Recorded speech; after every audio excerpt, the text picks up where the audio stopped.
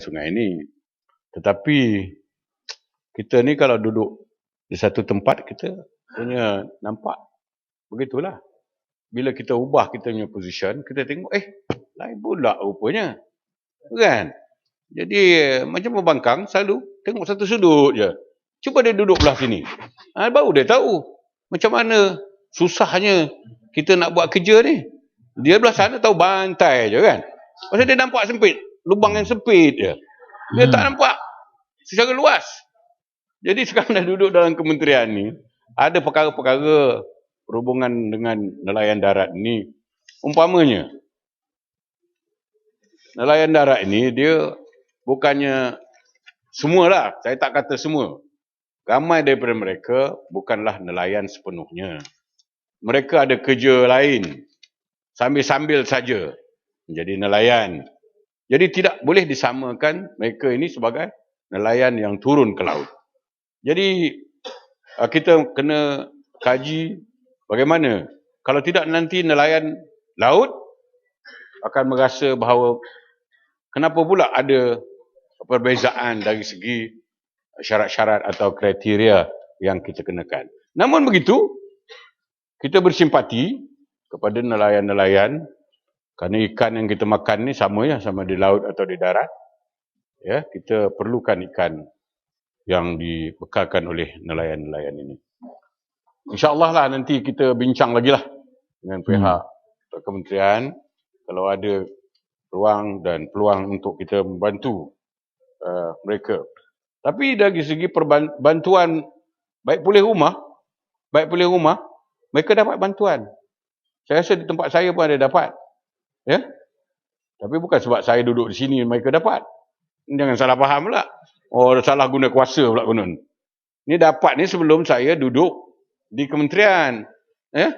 Itu orang kata pilihan yang dibuat oleh pihak yang berkenaan. Dikasihlah kementerian yang memilih. Kriterianya bukan atas perkara yang lain. Ya? Sungai Petani. Dah dekat nak buka ni. Ya. Kan nak tanya ni. Pasal suruh laju sikit. Kalau boleh Yang Mohd Menteri 15 minit ni. Ya. Ini nak tanya Timbalan Menteri, sedakah Timbalan Menteri ini berhubung dengan anak-anak Melayu, khususnya anak Melayu yang menjadi nelayan laut. Di kawasan saya ramai anak Melayu yang pergi ke laut tetapi balik tidak menerima upah dalam bentuk tunai, tapi mereka ni menerima upah dalam bentuk dadah. Jadi ada kes-kes yang berat yang telah pun dilaporkan. Tetapi saya nak tanya Menteri, boleh tak LKM bekerja rapat dengan pihak-pihak tertentu khususnya polis supaya membenteras kes-kes penyalahgunaan dadah di kalangan anak nelayan secara serius, khususnya yang melibatkan anak Melayu. Terima kasih. Terima kasih Yang Mohd. Sungai Petani itu cadangan yang baik, mungkin kita boleh cuba usahakan, itu tak ada masalah.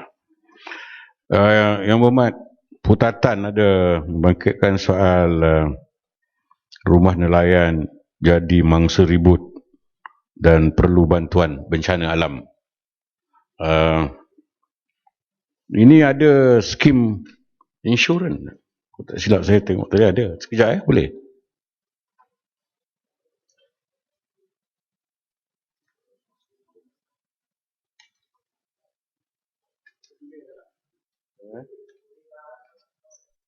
Ada ni.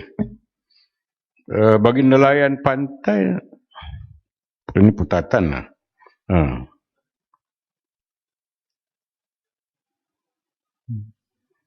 Kita bagi jawapan bertulis lah. Ya. Ya. Masa dah lewat. Ya. Dah habis. Ya. Yang Mohd.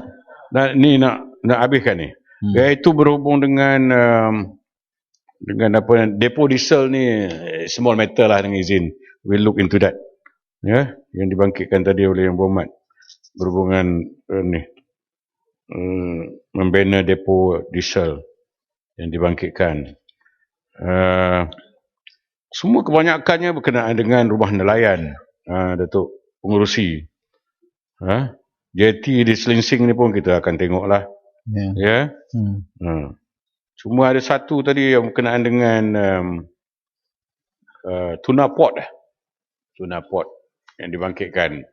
So masalah ini. Datuk Pengerusi. Ya. Ya. Satu soalan yang saya minta penjelasan tentang kedudukan pengeluaran pakar-pakar saintis akuatik ni yang ada permasalahan dengan peternak-peternak ikan, dan kalau boleh minta penjelasan jika ada satu dekan yang khas untuk memberi ruang kepada penuntut-penuntut kita untuk pengajian akuatik, saintis akuatik. Okey, insyaAllah. Jawapan bertulis. Ya. Last kali berkenaan dengan ini, tuna port project yang dibangkitkan oleh Bayan Baru ni. Just ringkas saja saya nak maklumkan. Memang projek ini projek yang tidak berjaya setakat ini. Dan pihak LKM dan juga kerajaan sedang mengambil langkah-langkah untuk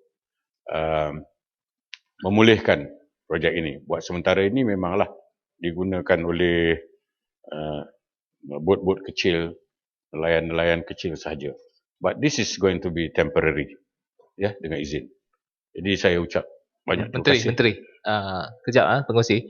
Menteri, saya tanya berapa kerajaan telah bayar, telah biayai projek ini, berapa yang kita akan ambil balik sebab MITP sudah fail, sudah lingkup, berapa kerajaan akan dapat balik daripada seperti MFC. Kerajaan dapat lebih kurang 80 juta. Kita nak tahu kerajaan dapat balik daripada MITP berapa juta yang dapat balik. Dan soalan ketiga saya adalah, saya difahamkan semua tanah atau sebahagian tanah tuna port yang sekarang akan dibina bangsa Puri. Okey, untuk dijual supaya boleh dapat duit untuk cover losses. Inilah yang saya minta Menteri kalau boleh jawab dalam jawapan bertulis, boleh? Ya. 3 soalan. Sekarang boleh jawab? Boleh? Boleh? Lagi bagus? Apa ada masalah? Datuk Pengerusi, wang yang digunakan untuk port ini adalah wang daripada pinjaman bank, daripada pihak institusi kewangan, bukan daripada kerajaan yang dibiayai.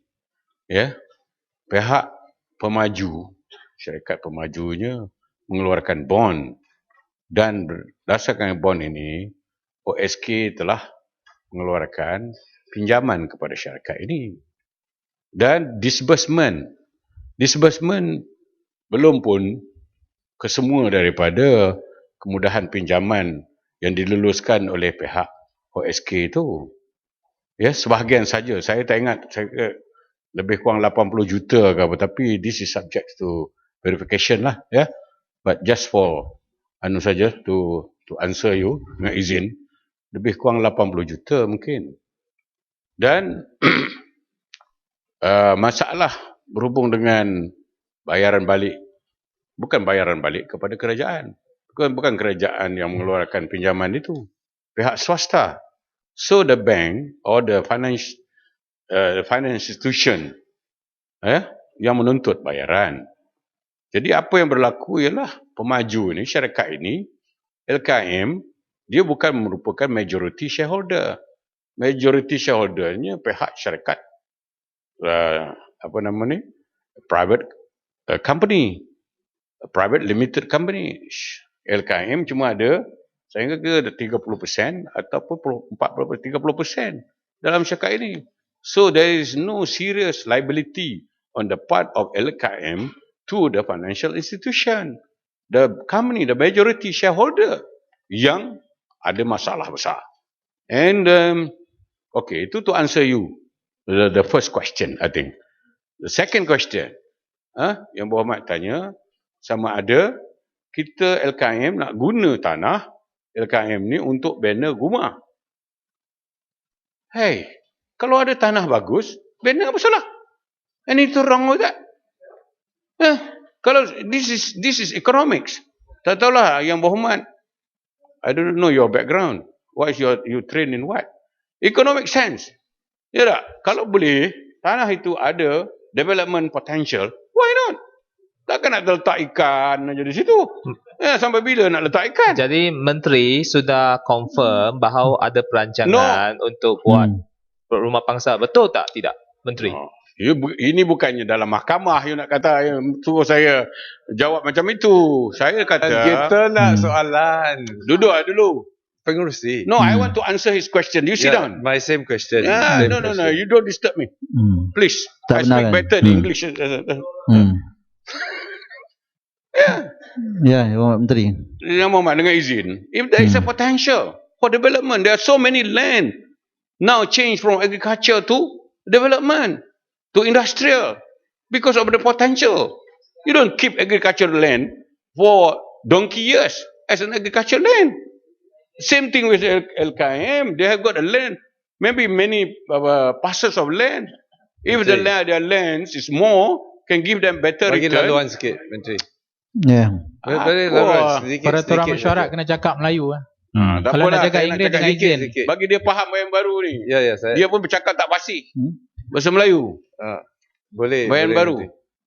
Menteri Jadi bagi- maknanya saya tidak kata kita nak mengesahkan bahawa sudah ada projek membina Pangsapuri di situ. Saya kata kalau tanah itu mempunyai potensi untuk development dan tidak menjejaskan perusahaan perikanan Pengerusi, saya LKM di nak situ, apa Pengerusi salahnya? ingatkan Menteri, ini jawatan Okey, kuasa, Agio.